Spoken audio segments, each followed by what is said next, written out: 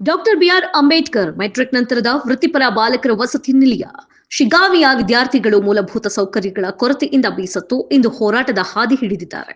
ಈ ನಿಲಯ ಸ್ಥಾಪನೆಯಾಗಿ ಈಗಾಗಲೇ 13 ವರ್ಷಗಳು ಕಳೆದರೂ ಸರ್ಕಾರದಿಂದ ಶಾಶ್ವತ ಕಟ್ಟಡ ನಿರ್ಮಾಣವಾಗದೆ ಬಾಡಿಗೆ ಕಟ್ಟಡದಲ್ಲಿ ಹಾಸ್ಟೆಲ್ ಕಾರ್ಯನಿರ್ವಹಿಸುತ್ತಿದೆ.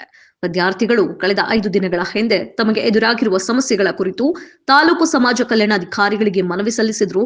ಯಾವುದೇ ಕ್ರಮ ಕೈಗೊಳ್ಳದ ಹಿನ್ನೆಲೆ ಅವರು ಇಂದು ಡಾಕ್ಟರ್ ಬಿಆರ್ ಅಂಬೇಡ್ಕರ್ ಸಭಾಭವನದ ಎದುರು ಪ್ರತಿಭಟನೆ ನಡೆಸಿದ್ರು. ಪ್ರತಿಭಟನೆಯಲ್ಲಿ ಭಾಗವಹಿಸಿದ ವಿದ್ಯಾರ್ಥಿಗಳು ತಮ್ಮ ಅಳಲನ್ನು ಜಿಲ್ಲೆ ಸಮಾಜ ಕಲ್ಯಾಣ ಅಧಿಕಾರಿಗಳಿಗೆ ತಿಳಿಸಿದ್ರು ಮತ್ತು ತ್ವರಿತ ಕ್ರಮ ಕೈಗೊಳ್ಳಿ ಶಾಶ್ವತ ಕಟ್ಟಡ ಹಾಗೂ ಅಗತ್ಯ ಸೌಕರ್ಯಗಳನ್ನು ಒದಗಿಸಬೇಕೆಂದು ಒತ್ತಾಯಿಸಿದರು. ಮನವಿಗೆ ಸಂಧಿಸಿದ ಅಧಿಕಾರಿಗಳು ವಿದ್ಯಾರ್ಥಿಗಳ ಸಮಸ್ಯೆಗೆ ಶೀಘ್ರ ಪರಿಹಾರ ಕೊಡಿಸುವುದಾಗಿ ಹೇಳಿಕೆ ನೀಡಿದರು.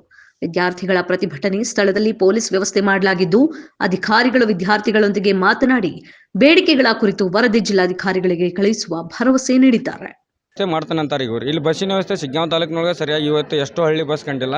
ಈಗ ಏನೋ ನಾಮಕಾವಸ್ಥೆ ಹೇಳಿ ಇದು ಮಾಡಿದ್ರು ಅದು ಅಲ್ಲಿ ಯೋಗ್ಯನೇ ಇಲ್ಲ ಈಗ ವಿದ್ಯಾರ್ಥಿಗಳಿಗೆ ವಾಸ ಮಾಡಲು.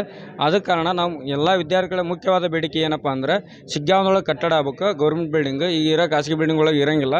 ಮತ್ತೊಳ್ಳಿ ಗೌರ್ಮೆಂಟ್ ಬಿಲ್ಡಿಂಗ್ ಆಗೋವರೆಗೂ ನಮ್ಮ ವಿದ್ಯಾರ್ಥಿಗಳು ಈಗ ಸದ್ಯ ಹಾಸ್ಟೆಲ್ ಬಿಲ್ಡಿಂಗ್ ಏನಂದ್ರಿ ನಮಗೆ ಹಾಸ್ಟೆಲ್ನಾಗ ನಾವು ಏನೋ ಒಂದು ಫೆಸಿಲಿಟಿ ಕೇಳೇವಂದ್ರೆ ಅಲ್ಲಿ ನಮ್ಗೆ ಈಗ ನೋಡ್ರಿ ಏನೋ ಒಂದು ಸೌಲಭ್ಯ ಕೇಳೇವಂದ್ರೆ ಇಲ್ಲಪ್ಪ ನಿಮ್ಮದು ಗೌರ್ಮೆಂಟ್ ಬಿಲ್ಡಿಂಗ್ ಅಲ್ಲ ಅಂತಂದು ಮೇಲಾಧಿಕಾರಿಗಳು ಬಂದ್ರೆ ಡಿ ಡಿ ಆಗಿರ್ಬೋದು ಎಲ್ಲ ಅದಕ್ಕಿಂತ ಮೇಲಾಧಿಕಾರಿಗಳು ಎಲ್ಲರೂ ಸ್ವಚ್ಛ ಹೇಳ್ತಾರೆ ಅವರು.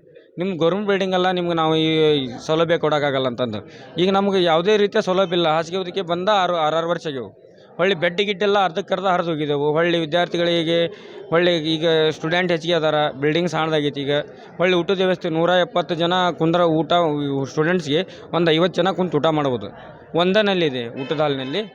ಈ ಥರ ಪ್ರಾಬ್ಲಮ್ ಇದೆ ಇಲ್ಲಿ. ಇದನ್ನು ಮೇಲಾಧಿಕಾರಿಗಳು ಎಷ್ಟೋ ಸಾರಿ ಮನವಿ ಕೊಟ್ಟರು ಕೂಡ ಅವರು ಇಲ್ಲಿ ಹೆಂಗೆ ಮಾಡಿದ್ದಾರೆ ಅಂದರೆ ಇಲ್ಲಿ ತಹಸೀಲ್ದಾರ್ ಆಗಿರ್ಬೋದು ಎಷ್ಟೋ ಇಲ್ಲಿ ಮತ್ತು ನಮ್ಮ ಸಂಬಂಧಪಟ್ಟ ಅಧಿಕಾರಿಗಳು ಸಮಾಜ ಕಲ್ಯಾಣ ಅಧಿಕಾರಿಗಳಿಗೆ ಅಂತೂ ಸಾಕಷ್ಟು ಬಾರಿ ನಾವು ತಿಳಿಸಿದ್ದೀವಿ. ಅವರು ಇದುವರೆಗೂ ಕೂಡ ಯಾವುದೇ ಕ್ರಮ ಕೈಗೊಂಡಿಲ್ಲ. ಅದಕ್ಕಾಗಿ ಇವತ್ತು ಹೋರಾಟ ಅನಿವಾರ್ಯವಾಗಿ ಇವತ್ತು ಹೋರಾಟ ಮಾಡೋಂಥ ಪರಿಸ್ಥಿತಿ ಬಂದಿದೆ. ತಮ್ಮ ಹೆಸರು ಶಿವಾನಂದ ದೊಡ್ಮನಿ, DSS ಭೀಮಗರ್ಜನೆ ತಾಲೂಕು ಪ್ರಧಾನ ಕಾರ್ಯದರ್ಶಿ.